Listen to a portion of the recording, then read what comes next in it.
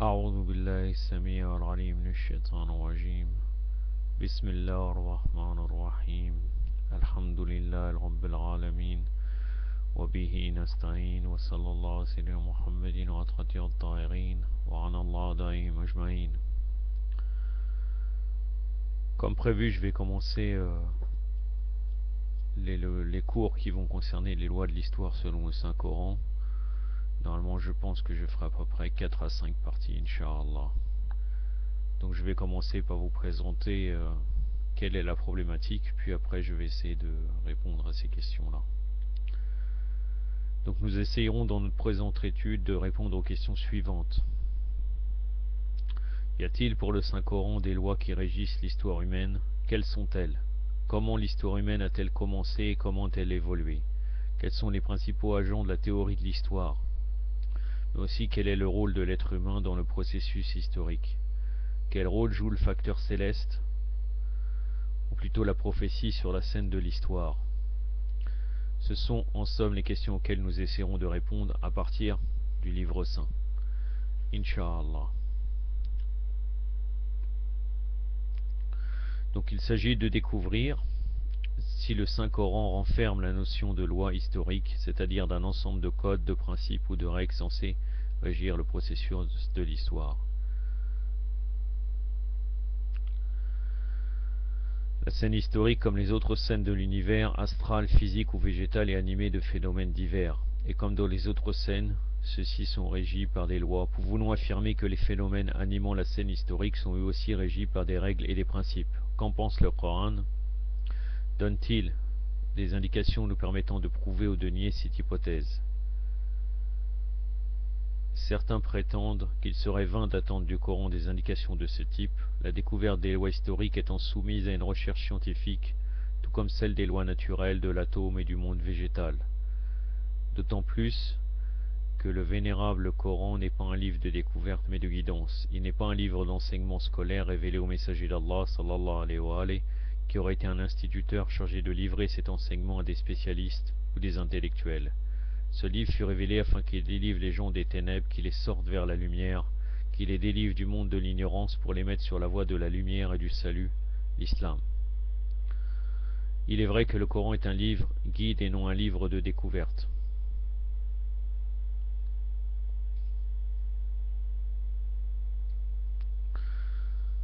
C'est pour cela d'ailleurs que nous ne pouvons espérer que le Saint-Coran nous fasse découvrir les vérités et les principes de toutes les sciences. Nous ne pouvons nous attendre à ce que le vénérable Coran nous dévoile les principes de la physique, de la chimie, du monde animal ou végétal. Cependant, si nous décelons des indications à ce propos, ce sont que des indications justes nécessaires pour confirmer sa dimension divine, s'il en est besoin, tant il est vrai que ce livre englobe le passé, le présent et l'avenir, qu'il a devancé de plusieurs centaines d'années l'expérience humaine en révélant des indications éparses sur telle ou telle vérité découverte dans divers domaines. Le Coran ne se propose d'ailleurs pas de remplacer l'aptitude créatrice de l'homme, ni ses talents, ni sa disposition à agir ou engager un combat dans tous les domaines de la vie. Il ne se propose pas de remplacer sa recherche du savoir, ni ses expériences. Il se considère lui-même comme une énergie spirituelle accordée à l'homme, libératrice de ses potentialités et le guidant dans un chemin juste. Puisque le Saint-Coran est un livre de guidance et d'orientation et non un livre de découverte et de science, il est normal de ne pas s'attendre à y trouver l'exposition des principes généraux de chacune des sciences que l'espèce humaine cherche à découvrir. Pourquoi nous attendre donc à ce que le vénérable Coran nous accorde des généralités, des positions et une conception scientifique à propos des lois de l'histoire, une des scènes de cet univers, alors qu'il ne le fait pas pour les autres? Il existe bien évidemment une différence fondamentale entre la scène historique et les autres scènes de l'univers, la première étant liée et rattachée de près à la fonction même du Coran qui est de guider l'humanité. Contrairement aux autres domaines de la vie, la scène historique porte en elle-même le processus de changement que se propose d'entreprendre le Coran en libérant les gens de l'obscurité vers la lumière. Ce processus de changement se présente sous deux aspects. Le premier concerne le contenu des lois, des jugements et des législations adoptées par ce processus. Il est de caractère divin et céleste. Il représente la loi du Très-Haut, révélée au prophète Muhammad sallallahu alayhi wa alayhi, Sa révélation même engendre toutes les lois matérielles de l'histoire, car celle-ci est plus élevée et plus importante que l'ambiance dans laquelle elle fut révélée, que l'environnement qu'il adopta et que l'individu chargé de la transmettre. Il s'agit donc de l'aspect céleste et divin, celui du contenu des législations, des jugements et des méthodes que veut instaurer ce processus. L'autre aspect concerne la pratique du prophète et de ses imams, alayhimus salam.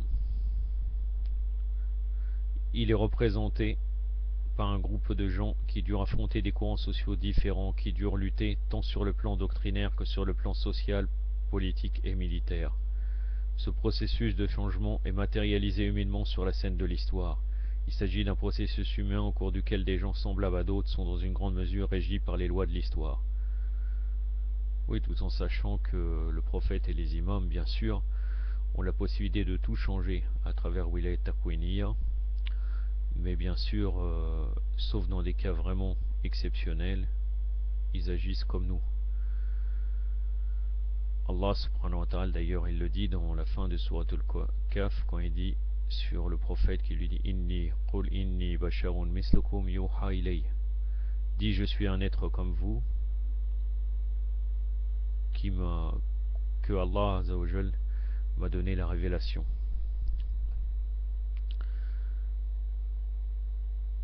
Donc en fin de compte, vous voyez très bien que dans beaucoup de choses, même par exemple, si je peux vous donner un exemple, par exemple sur les jugements de l'imam Ali, vous voyez qu'il pourrait tout à fait dire telle personne est coupable directement, il voit forcément dans son cœur, mais en fin de compte, il agit selon les lois humaines. Si vous voyez les jugements, il y a des livres entiers sur les jugements d'Amir al-Mu'minin, Qadaya Amir al-Mu'minin, et il juge d'après comme une enquête, bien sûr avec des capacités même d'enquête étonnantes, masha'Allah. D'ailleurs, je pense même qu'à travers cela, on peut prouver la supériorité de Imam Ali alayhi salam sur les soi-disant autres compagnons. Et entre autres les trois premiers califes, les usurpateurs. En d'autres termes, le processus de changement engagé par le Coran et par le prophète sallallahu alayhi wa sallam se présente en liaison avec la loi et l'inspiration, sous deux aspects. D'une part, il est de caractère divin situé hors de l'histoire, et de l'autre, en tant qu'activité située dans l'histoire. En tant qu'effort affrontant d'autres efforts, il est de caractère humain, régi par les lois de l'histoire et réglementé par les décrets divins qui organisent l'univers dans la scène de l'histoire. Après cette courte introduction, je vais parler un peu des lois divines et des lois historiques. Puis après, je terminerai là, et la prochaine fois, je discuterai de la vie et de la mort de la communauté. Donc, à chaque fois que le Saint-Coran aborde le processus de changement, il évoque les gens, les êtres humains et non pas le message divin. Il en parle en tant qu'être soumis aux mêmes lois que les autres, en évoquant les victoires ou les défaites des musulmans à Badr ou Uhud. Le Coran en a-t-il parlé en insinuant que le message céleste a perdu une bataille après en avoir gagné une? Bien évidemment non, car le message divin demeure au-dessus des critères matériels de victoire et de défaite. Il ne peut être défait, seul l'homme peut l'être, même si cet homme représente le message divin car il est soumis au doigt de l'histoire. D'ailleurs même, quand il y avait des défaites dans les batailles, qu'ont-ils perdu? Rien du tout. S'ils ont obéi au prophète, ils sont forcément dans le Jannah, dans le paradis. Donc soit ils gagnent matériellement, c'est une victoire pour l'islam, et même de l'autre côté c'est une victoire pour eux-mêmes. Et d'ailleurs le martyr, comme cela, s'élève encore plus, et c'est à travers cela, les sacrifices, qu'on peut mieux connaître la valeur de l'islam.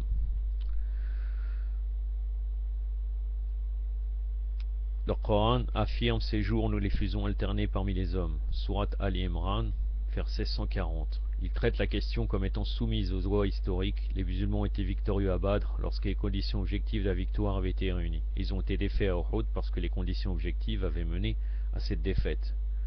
Oui, puisqu'à la bataille d'Uhud, ils avaient un ordre du prophète comme quoi les archers devaient se tenir en haut d'une montagne, et quand ils ont vu, ils avaient on pourrait dire comme une fatwa en disant ne bougez pas de là même si vous voyez la victoire, et ils sont sortis de là.